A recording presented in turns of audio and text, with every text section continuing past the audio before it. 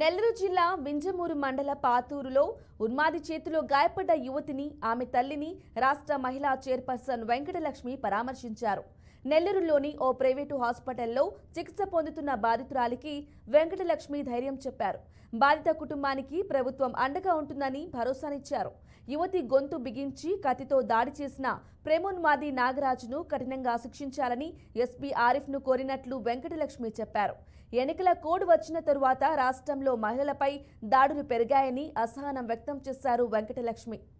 ప్రేమకు పెళ్లికి నిరాకరించడం వల్లే తన మీద దాడి జరిగిందని, తన కాళ్ళు పట్టుకున్నానని చివరి నిమిషంలో దాడి సమయంలో సరే అతను చెప్పినట్టు తను పెళ్లి చేసుకుంటాను వదిలేయమని ప్రాధేయపడినా సరే అత్యంత కర్కశంగా ఒక మానవ ముసుగులో ఉన్న ఒక మృగంలాగా ప్రవర్తించాడు. కానీ ఆ అమ్మాయిని కనీసము కనికరం లేకుండా ఆ మెడ చుట్టూ వైర్లు వేసి గొంతు బిగించి వీపు పైన కత్తితో చాలా లోతైన గాయాలు జరిగాయి.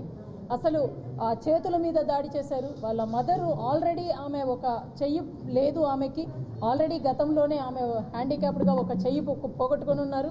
ఇంకొక చెయ్యి మీద కూడా దాడి చేసి మరి నరకడం జరిగింది. అక్కడ కూడా ఫ్రాక్చర్ బాగా లోతుగా ఉందని దాన్ని కూడా సర్జరీ చేయాలని కూడా చెప్పడం జరిగింది.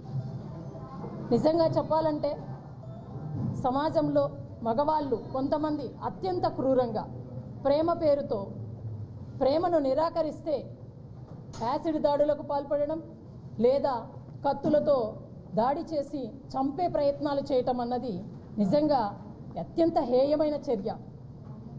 సమాజంలో ఏం నేర్చుకుంటున్నారు? మీ ఇంట్లో ఆడబిడ్డలకి జరిగితే ఇలాగే ప్రవర్తిస్తారా? మీ ఇంట్లో ఆడబిడ్డలకు జరిగితే ఇట్లే సమర్థించుకుంటూ వెళ్తారా? ఒక ఆడబిడ్డకి తన ఇష్టాలతో పని లేదా? మీరు ప్రేమిస్తే ఆ అమ్మాయి ప్రేమించాలనా? మీరు పెళ్లి చేసుకుంటానంటే పెళ్లి చేసుకోవడానికి వచ్చేయాలనా? అలా లేదంటే దాడి చేసి ఇంత దారుణంగా చంపే ప్రయత్నాలు చేస్తారా?